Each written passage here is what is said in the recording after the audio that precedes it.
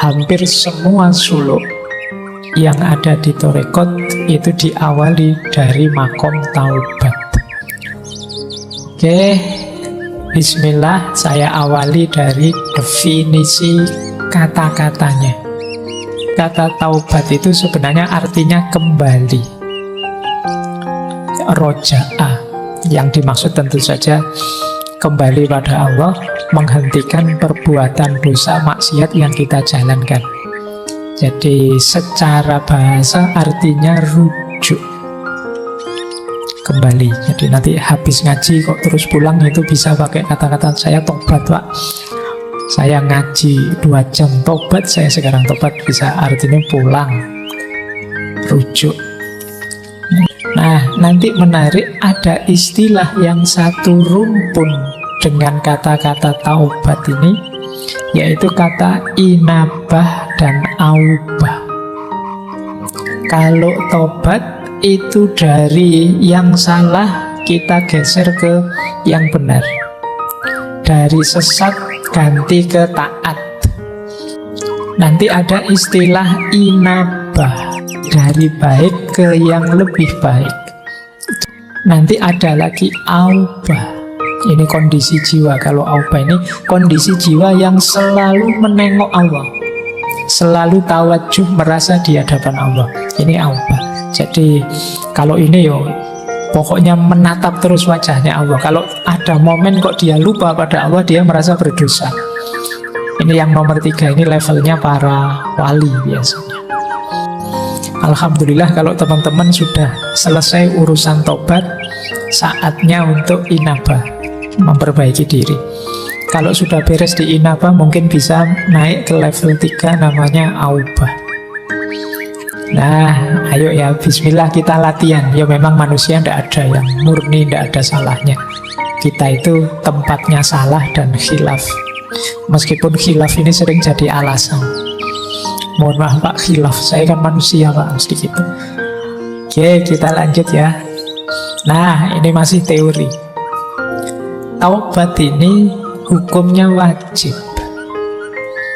Jadi kalau teman-teman nanti menjelajah ke banyak kitab karya para ulama, ya pasti di situ ketemu kalau ada yang tanya hukumnya tobat wajib. Tidak boleh orang itu sadar bahwa dia penuh dosa tapi terus santai saja. Wajib. Nah, jadi ada ayatnya itu, silakan dibaca Al-Quran surat At-Tahrim ayat 8. Ya ayyuhalladzina amanu tubu ilallahi taubatan nasuha. Wahai orang-orang yang beriman, bertobatlah kepada Allah dengan tobat nasuha. Tobat nasuha itu tobat yang paling murni. Tobat nasuha itu apa sih? Berarti nanti ada tobat yang tidak murni. Ada berbagai motif tobat yang tidak nasuha. Yang nasuha itu apa? Yang kata Al-Kalbi, tobat nasuha itu hatinya menyesal, lidahnya mohon ampun, berhenti dari dosa, dan niat tidak akan mengulang lagi. Nah, tapi mantap, tidak ragu-ragu. Jangan-jangan besok saya gitu lagi ya. Saya tidak percaya dengan diriku sendiri. Itu berarti belum mantap. Mantaplah nawa itu, pokoknya saya tidak akan mengulang lagi ke sana. Nah, ini pendapatnya Al-Kalbi. Ada lagi Sa'id bin Zubair. Beliau mendefinisikan tobat nasuha itu tobat yang memenuhi 3 syarat. Tobat sambil takut, tobat sambil berharap, dan memulai hidup baru dalam ketaatan. Jadi ada takutnya, ada harapannya, dan siap untuk mengganti gaya hidup. Dari gaya hidup penuh dosa jadi gaya hidup penuh ketaatan. Ini berarti nasuha. Tidak hanya harapan saja. Kalau harapan saja nanti sembrono. Biasanya orang itu kalau isinya rojak saja jadi sembrono. Allah Maha Pengampun kok. Allah itu sayang sama kita, tenang saja, sembrono. Atau tidak ada harapannya, isinya takut saja, bayangannya neraka, wah saya itu. Nanti membuat orang putus asa. Harus imbang. Ketakutan diimbangi dengan harapan, tapi juga diwujudkan dalam perbuatan. Nah, gaya hidupnya harus ganti. Yang ketiga ada definisi dari Sa'id bin Musayyab. Tobat nasuha itu menasehati diri karena salah dan dirinya patuh dinasehati. Ini menarik definisinya. Menasehati diri sendiri dan manut. Kadang-kadang kita itu kan ngomong ke diri kita sendiri, dibantah-bantah sendiri. Yang bikin doamu tidak kabul, yang bikin cita-citamu tidak wujud, yang bikin keinginanmu tidak terlaksana, itu seringkali karena kamu sendiri yang bantah. Semoga setelah ini aku tidak buang-buang waktu sia-sia dengan main HP terus. Tapi terus kamu bantah sendiri, kuat tidak ya kira-kira? Ya tidak kuat dong, kamu sendiri sudah bantah dirimu sendiri. Jadi kalau di awal sudah macet ya tidak mungkin jalan sudah. Makanya Allah itu sebenarnya menegaskan ana inda dzonni abdi. Aku terserah persangkaan hambaku padaku. Ini definisinya Syekh Sa'id bin Musayyab. Kalau Ibnu Katsir mendefinisikan tobat nasuha itu tobat yang sepenuh hati sehingga jiwanya jadi murni, keburukannya terhapus. Nah, ini definisi-definisi tobat nasuha. Nah, kita agak berpikir sekarang, kenapa sih seperti saya bilang tadi, taubat ini dipentingkan? Kalau bahasa anak-anak hari ini mungkin diviralkan oleh para sufi, para ulama, di-mainstreamkan. Karena memang ini sangat penting, berkaitan dengan situasi, kondisi, hakikat hidup kita. Apa hakikat hidup manusia yang menuntut dia concern, perhatian dengan taubat? Yang pertama adalah kita ini punya kecenderungan khoto' wan nisyan. Jadi manusia itu punya fitrah bisa salah, bisa khilaf, atau lebih ekstrimnya mudah salah, mudah khilaf. Dan itu tidak perlu saya suruh ngaku, kamu sudah ngerti sendiri bahwa manusia itu mudah salah, mudah khilaf. Jangankan yang tidak sengaja, yang kamu sengaja itu loh banyak. Dan kamu nyaman-nyaman saja. Apalagi dosa yang sendirian tidak ketahuan orang. Waduh, kok lupa tadi belum sholat maghrib? Tidak apa-apa, tidak ada yang tahu. Kalau sama Allah tinggal tobat saja. Jadi kecenderungan jiwa banyak begitu. Manusia itu makhluk khoto' wan nisyan. Makanya istighfar itu setiap hari, setiap habis sholat disunahkan. Berarti dosa kita itu hitungannya tidak harian, mungkin jam-jaman. Jangan-jangan menitan, jangan-jangan detikan. Tiap kali kamu buka HP itu mungkin dosamu bergeraknya detikan. Jadi pulsanya naiknya cepat.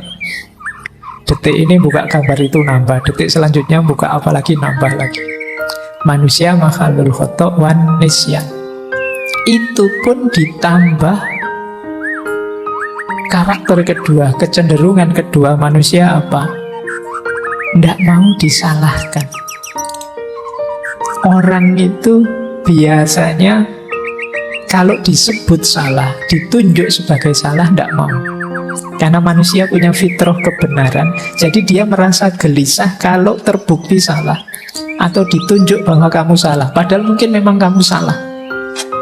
Jadi manusia itu tidak mau disalah-salahkan. Makanya kalau kalian ingin jadi orang bijaksana, kalau menasihati orang, menunjukkan salahnya orang, lebih baik di situasi diam-diam yang tidak ketahuan orang. Karena manusia punya kecenderungan ego, tidak mau disalahkan. Itulah mengapa perintah bertobat itu diulang-ulang. Ayo tobat, ayo tobat. Itu karena kalau dibiarkan, kamu tidak ngaku kalau kamu salahmu banyak. Jadi ini kecenderungan kita yang kedua. Kadang-kadang karena saking tidak bisa mengelaknya, terus kamu lempar kesalahan, nyari kambing hitam ke yang lain. Saya dosa kayak gini, ya jangan salahkan saya. Ya yang kayak gini nih harusnya mau diblokir sama pemerintah, mau tidak usah dibolehkan tayang, kamu malah nyalahkan itunya. Padahal yang nafsu kamu. Nah, ini ciri kedua. Maka perintah tobat itu diulang-ulang terus. Yang ketiga, nah ini juga lanjutan yang kedua sebenarnya. Seringkali kita itu melakukan pembenaran. Kalau bahasa hari ini, normalisasi kesalahan yang kita lakukan. Wajar Pak, manusia begitu. Saya manusia normal Pak, makanya ada salah-salahnya dikit kayak gitu. Dinormalisasi. Nah, ini penting kamu ingat-ingat. Itu yang dimaksud Imam Ghazali. Pikiran kita itu sebenarnya bukan raja.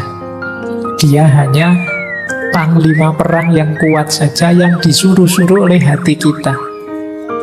Jadi kita itu sering tidak mencari kebenaran, tapi mencari pembenaran. Itu mengapa di ngaji filsafat ini saya lari ke barat, lari ke timur, ke Jawa, tak puter-puter kemana-mana, biar kamu luas. Biar kamu tidak hanya mendengarkan gema suaramu. Biar tidak hanya pembenaran yang kamu cari, tapi juga kebenaran. Nah, kalau kamu sadar kalau salah ya salah, jangan memberi pembenaran, kan berarti kamu terbuka untuk bertobat. Ya, ternyata saya memang kemarin keliru, saya memang salah. Dan ini tidak gampang pada manusia. Mungkin mulutmu tiap hari istighfar, tapi istighfarmu kan tidak mantap, tidak sepenuh hati. Karena kamu punya argumen yang kamu lakukan itu tidak sepenuhnya salah. Yang keempat, kenapa kita harus sering bertobat? Diri manusia ini punya beberapa perangkat yang sifatnya dual. Dual itu punya dua sisi. Kalau bahasa Al-Quran, fujuroha wa taqwaha. Ini yang membuat kita bisa khilaf. Misalnya, nafsu makan itu bagus, tapi ketika kita berlebihan dalam makan, dia berubah dari takwa jadi mungkar. Nafsu syak itu manusiawi, tapi kalau kita melampiaskannya tidak di jalur yang benar, ya dia dari takwa jadi mungkar. Ada dual. Mata ini bisa jadi sumber pahala, bisa jadi sumber dosa. Tanganmu juga begitu, kakimu juga begitu. Ini namanya dual karakter. Sehingga ya kalau tidak hati-hati ini kecampur-campur. Itulah mengapa kita penting bermuhasabah. Kenapa? Karena karakter perangkatmu yang diberikan oleh Allah, ya memang ini jalanmu untuk bisa menikmati hidup di dunia ini. Kalau tidak hati-hati bisa menggelincirkanmu. Disitulah gunanya kamu sadar harus siap sedia untuk selalu bertobat. Nah, terus yang kelima, yang terakhir ini godaan. Sekeliling kita itu banyak sekali godaan. Ketemu kalian ngaji malam hari ini kan juga begitu. Mau diikuti saja, dikritisi saja, dicueki saja, dijalankan saja. Ini semua tantangan-tantangan. Yang begitu kamu salah membacanya, ya harusnya lahir pahala jadi lahir dosa. Apalagi ada makhluk yang oleh Allah diberi izin khusus untuk menggoda kita, menyesatkan kita. Jadi ini setan berkata di depan Allah, demi kemuliaan wahai Tuhan, aku tidak akan berhenti menipu manusia, hamba-hambamu, selama roh masih ada di jasad mereka. Jadi selama kita masih hidup, ya setan akan selalu menggoda. Tapi terus Allah membalas, wa izzati wa jalali la azalu aghfiru lahum mastaghfaruni. Demi kemuliaanku dan keagunganku, aku juga akan senantiasa mengampuni mereka selama mereka mohon ampun. Jadi kita hidup ini dikepung godaan, belum lagi dorongan dalam diri kita, sehingga kita mudah sekali tergelincir dalam dosa. Tapi jangan khawatir, Allah siap menerima kapanpun kita mohon ampun. Ini sebenarnya intinya kajian tentang taubat itu di situ.